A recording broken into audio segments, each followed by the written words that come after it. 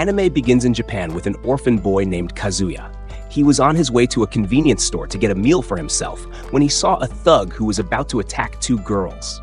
So he jumped in to save them, and in the process, he got stabbed by the thug and died. But at least he was happy he saved the two girls behind him. With that, he opened his eyes in a whole new world as a 3-year-old boy named Kane. Naturally, Kane freaked out seeing himself as a whole new person, and his mother, Sylvia, thought it was a normal reaction since Kane was unconscious for a week. That's why they left to bring some soup for him. So, in some alone time, Kane at least got the gist of the situation, that he had been reincarnated after saving those girls. While checking himself out, Sylvia came in and thought Kane needed a nappy change. After that, he got many answers out of Sylvia. He's the son of Graham and Sarah, and he has a 2-year-old sister, Rain. Sarah is Graham's second wife, and from his first wife, he has 2 sons, making Kane the 3rd son of a high-ranking noble. Graham is a margrave who oversees the south of the kingdom and defends against monsters with adventurers.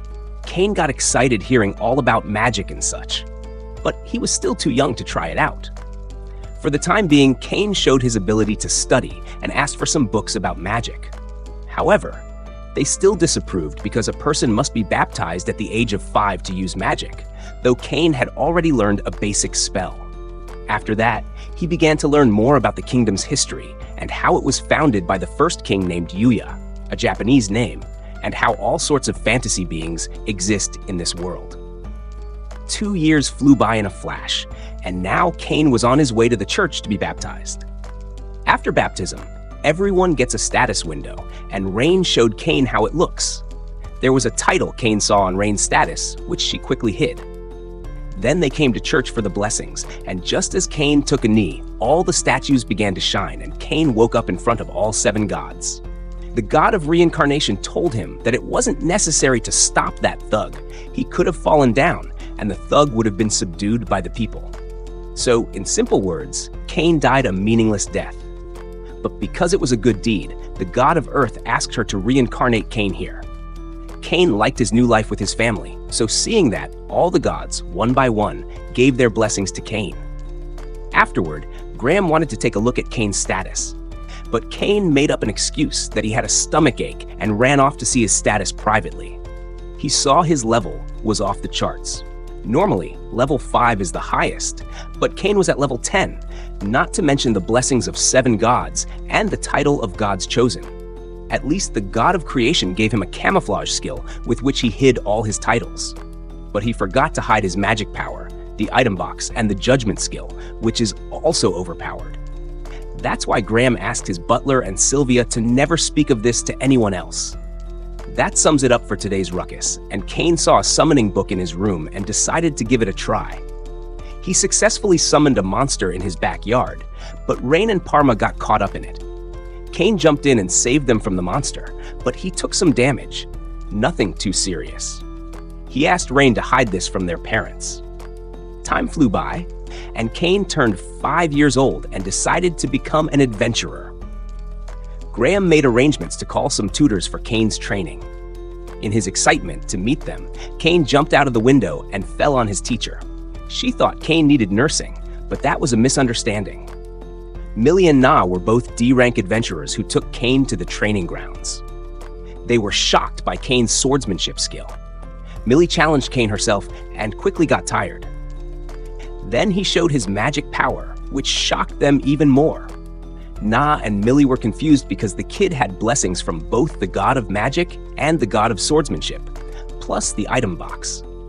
They didn't know what to teach him, so they asked Graham for permission to leave the mansion. Otherwise, Kane might accidentally destroy it. After getting to a safe distance, Kane unleashed his mini fire spell, which wasn't mini at all, leaving the girls speechless.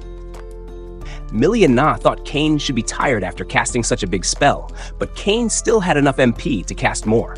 Suddenly, a fanged rabbit attacked them, and Kane killed it with wind bullets. It was his first kill, so he excitedly showed it to his family.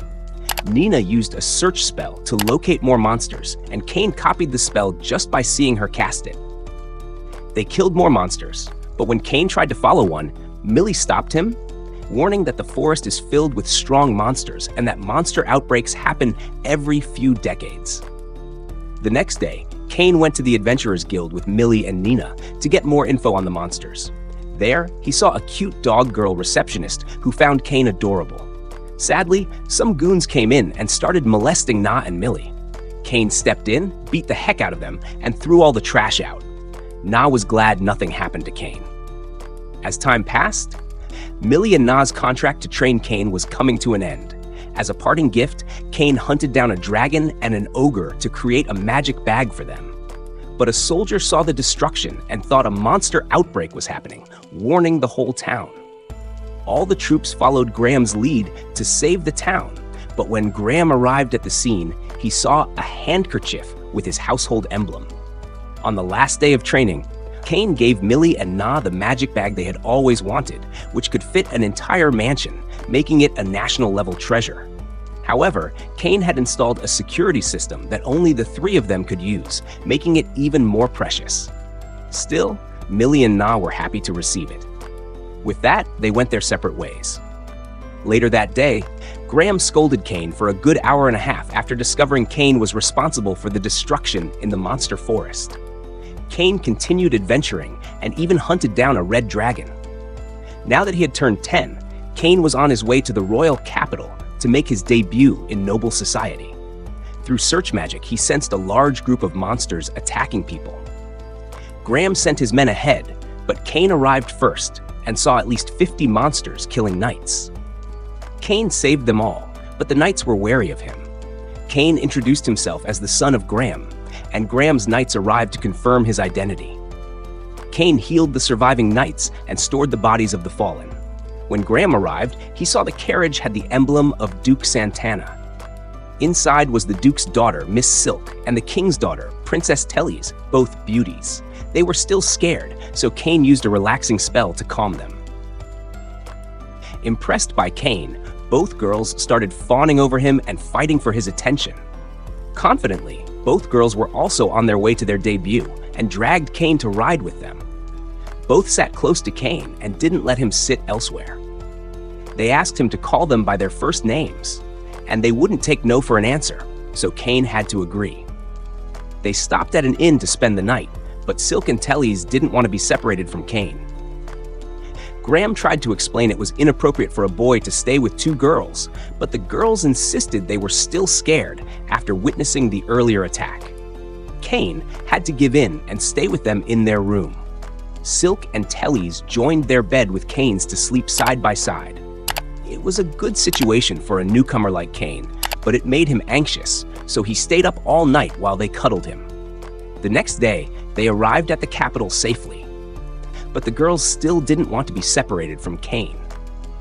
In front of the vice-captain of the Royal Knights Order, Diam von Gazard, Kane was thanked for saving Silk and Tellys, as well as for bringing the fallen knights back. Kane was about to leave, but Diam stopped him because Kane still had to meet the king. Kane went to the royal court, where the king heard that Kane had defeated 50 orcs to save Silk and Tellys, and also brought back the bodies of the fallen knights. For his bravery, the king granted Kane the title of Baron, 10 platinum coins, and his own mansion. Naturally, some objected to giving a 10-year-old the title of Baron, but the king silenced them. Afterward, the king called Kane and Graham to the parlor for a private talk. Duke Eric once again thanked Kane for saving Silk and Tellys. Then, both fathers offered their daughters' hands in marriage to Kane. Surprised, Kane was reminded by the king of everything that had happened. If word got out that Silk and Tellys had slept with Kane, no one would marry them. That's why they wanted Kane to take responsibility. With no way out, Kane accepted the engagement with both Silk and Tellys. Both girls were happy, and they began recalling what had happened that night. Until then, take care. Jinwoo was preparing to fill the C-rank team slot with Jinho, but Gaho couldn't believe his eyes when he saw Jinwoo's shadow soldiers in action. Jinwoo explained that these soldiers were part of his skill set, though it was still hard for others to accept as reality. Jinwoo commanded his shadows to collect the loot, which left Jinho feeling a little left out. However, the considerate shadows included Jinho in the task, lifting his spirits. Meanwhile, in America, a large man emerged from a gate. Sadly, he couldn't speak English, but he managed to piece together a few words. He wanted to go home. Back with Jinwoo and Jinho, they were celebrating the completion of 19 successful raids. Now, all that remained was for Jinho to pass the written exam to acquire his guildmaster license. During their conversation, Jinho asked Jinwoo about his plans. Jinwoo mentioned that he would be heading out soon. Feeling insecure, Jinho wondered if he had been a burden. He compared himself to his older brother, who had never liked him, and expressed his wish that Jinwoo could have been his brother instead.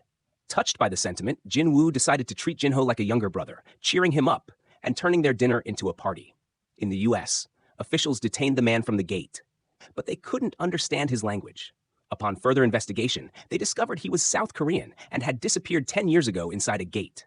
They brought in Dong-soo to interpret, but there was still suspicion that the man might be a monster.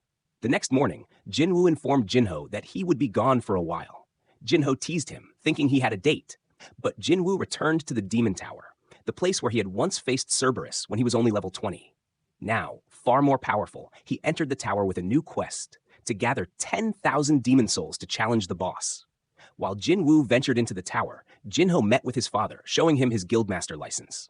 Jinho's father was impressed, but only agreed to let Jinho take over the guild if he could recruit Jinwoo.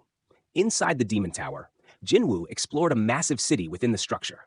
Tired of walking, he summoned his shadow mount, Tank, who charged through the demon hordes like a wrecking ball. Meanwhile, Chae Hae-in reflected on her conversation with Choi Jong-in, where she learned the association was hiding information about flying monsters to avoid public panic. Jinwoo quickly realized the demons on the lower floors weren't much of a challenge. However, supplies were limited, so he hurried to gather the 10,000 demon souls, clearing the floor with incredible efficiency. Afterward, Jinwoo summoned his shadow army for the boss fight, only to face a massive, lightning-fast enemy. The boss attacked with a taunt skill, forcing Jinwoo to defend using Iron's shield. Realizing a normal approach wouldn't work, Jinwoo used his ruler's hand skill to outmaneuver the boss, eventually trapping it and delivering the final blow with his twin daggers. Meanwhile, in the US, Dong-soo interrogated the mysterious man. The man insisted he was human and even offered a DNA test to prove it. He also hinted at a looming threat beyond imagination within the gates. Dong-soo, uninterested, reviewed the man's information. When asked his son's name, the man revealed it was Jinwoo. With killing intent, Dong-soo coldly informed the man that Jinwoo was dead. Back at the Demon Tower, Jinwoo faced a new boss, an undead who was terrified of the rising Shadow Monarch. The battle was brief, with Jinwoo's army quickly overpowering the enemy. Elsewhere, Dong-soo's actions reduced the US facility to rubble, leaving the area in chaos. Jinwoo continued his ascent, but by the 75th floor, he ran out of food supplies. Despite the setback, he pressed on, collecting rare items, including 2 ingredients needed to craft the elixir to cure his mother. The final ingredient awaited on the last floor, and only then could Jinwoo complete his mission. And that's where episode 3 ends. Stay tuned for the next thrilling episode of this anime. Don't forget to subscribe to the channel and hit the bell icon to stay updated. See you next time, and take care.